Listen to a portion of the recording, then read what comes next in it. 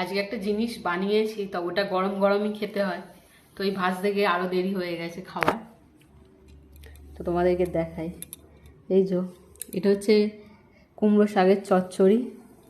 এটা হচ্ছে ভাপা, মানে ভোলা মাছ ভাপা করেছি সর্ষে পোস্ত দিয়ে। আরে এটা হচ্ছে ভেন্ডির ঝাল। এটা হচ্ছে মানে সর্ষে দিয়ে, সর্ষে বাটা দিয়ে, টমেটো দিয়ে ভোলা মাছের ঝাল। আর এইটাই গরম গরম ভাজতে গিয়ে দেরি হয়েছে। তো এটা ঠান্ডা হয়ে গেলে ভাল লাগবে না। এটা হচ্ছে কুমড়ো, মানে কুমড়ো পাতার বড়া। এর মধ্যে মানে সর্ষে পোস্ত আর সব দিয়ে, তারপরে বেসন দিয়ে মানে ভেজেছি। তো এই হচ্ছে আজকে আমাদের মেনু।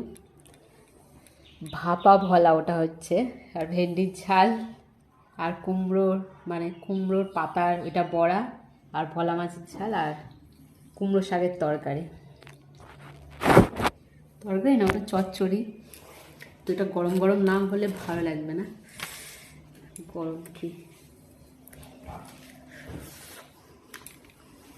তো এটা গরম গরমই ভালো লাগে, খুব টেস্টি হয়েছে। যেহেতু সর্ষে পোস্ত দেওয়া রয়েছে, তো এই দিয়েই মনে হচ্ছে ভাত খাওয়া হয়ে যাবে।